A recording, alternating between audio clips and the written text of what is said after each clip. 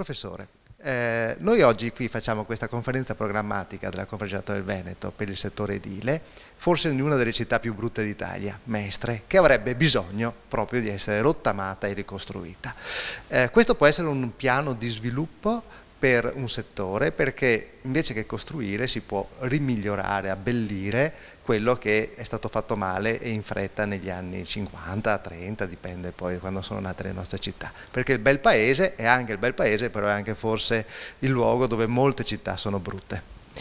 Per Mestre è un classico esempio, forse uno dei più lampanti in Italia, di come il sacco edilizio degli anni 50 e 60 ha creato bruttezza, poca qualità della vita, ma anche delle sfide che ci attendono per migliorare questi elementi.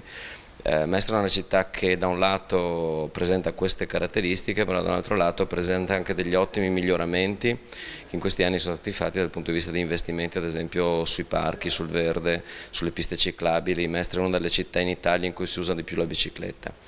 Allora si tratta da un lato di costruire dei meccanismi di infrastrutture che consentano di governare i processi di utilizzazione delle città.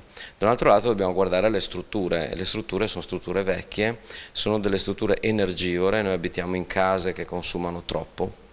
È come se noi andassimo in giro ancora con le macchine degli anni 60, non potremmo permettercelo non solo per i motivi legati al consumo di benzina, ma anche per l'inquinamento che quelle macchine producevano.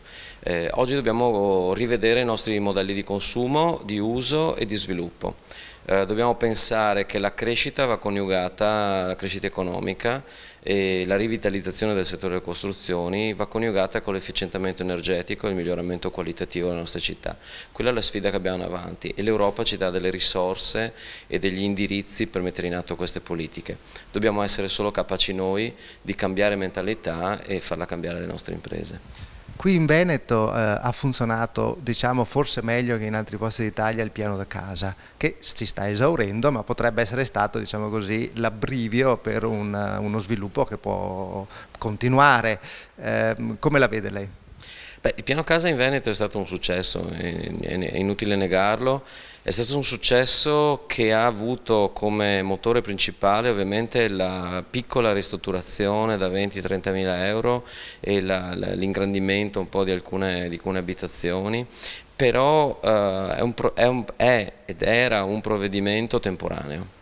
Ora dobbiamo pensare e guardare a lungo periodo. L'edilizia e anche lo sviluppo economico associato all'edilizia e quindi anche il miglioramento delle nostre città eccetera non può essere giocato su provvedimenti temporanei, va data una prospettiva di lungo periodo non solo al settore ma alla nostra stessa economia, perché oggi non possiamo più vivere sulle veloci conseguenze di legislazioni che danno opportunità alle imprese, ma va costruito un percorso di sviluppo di lungo periodo che guardi ai temi di cui parlavo precedentemente, efficientamento energetico, miglioramento della qualità delle nostre città eccetera, ma soprattutto che veda dei modelli di investimento che permettano di investire ai privati che hanno voglia e desiderio di investire, dando delle certezze, perché il problema oggi non è tanto della mancanza di investimenti, perché i soldi ci sono, c'è tanta liquidità nelle nostre banche, è ferma